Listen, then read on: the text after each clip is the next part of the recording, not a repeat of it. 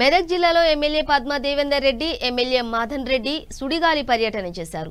అనంతరం పాపన్నపేట మండలం నాగసాన్పల్లి గ్రామంలో వనదుర్గ భవానీ దేవస్థానం అమావాస్య సందర్భంగా వారు ప్రత్యేక పూజలు చేసి పట్టు వస్త్రాలు సమర్పించారు.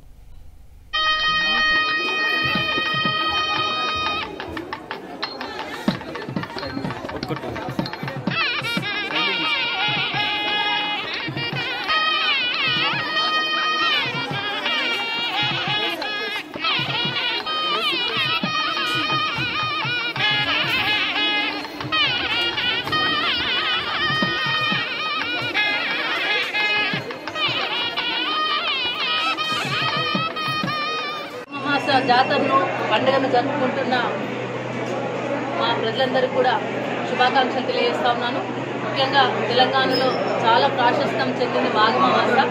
మాఘమాసకి చాలా చోట్ల ఎక్కడైతే శివాలయాలు ఉంటాయో అక్కడ చాలా చోట్ల కూడా జాతర జరుగుతుంది. బళ్ళు తిరగడము ఆనవాయితీగా వస్తున్నదే.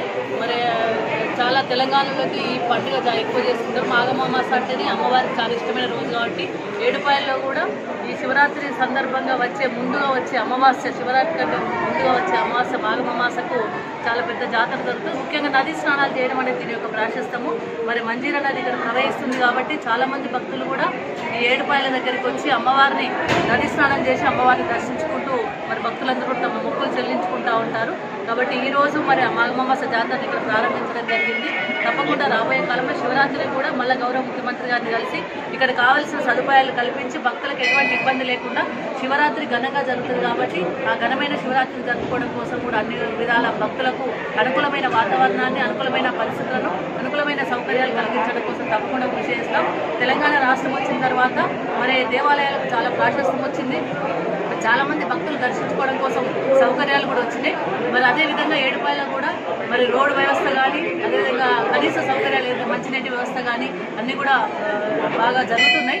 మరి మొన్ననే ఆ అప్రోచ్ రోడ్ ఏదైతే రివైజ్ ఎస్టిమేషన్ ఉండేనో అది కూడా మంజూరైంది. ఇక్కడ నుండి మరి ఉచ్చన్పల్లి సైడ్ వెళ్ళి అంటే నర్సాపూర్ సైడ్ వెళ్ళే రోడ్డు కూడా మనం బాగా చేసుకుంటా ఉన్నాం.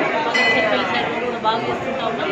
తొందరలోనే దాన్ని కూడా పూర్తి చేస్తాం. బ్రిడ్జిని కూడా మన వాడుకలోకి తీసుకొచ్చుకుంటాం. అక్కడ నుండి వచ్చే భక్తులకు కూడా సౌకర్యాన్ని కల్పించే విధంగా ఉంటాం. ఎందుకంటే మహారాష్ట్ర, కర్ణాటక, హైదరాబాద్ లాంటి ప్రాంతాల నుంచి కూడా భక్తులు చాలా మంది వస్తారు. ఆ వచ్చే వారికి అసౌకర్యం కలగకుండా చాలా తెలంగాణ రాష్ట్రం వచ్చినాక 2014 నుండి కూడా చూస్తూ ఉన్నాం. ఇప్పుడు కూడా ఈ సంవత్సరం కూడా అదే విధానం కొనసాగిస్తూ శివరాత్రికి గొప్పగా పండుగను జరుపుకునే విధంగా అందరికీ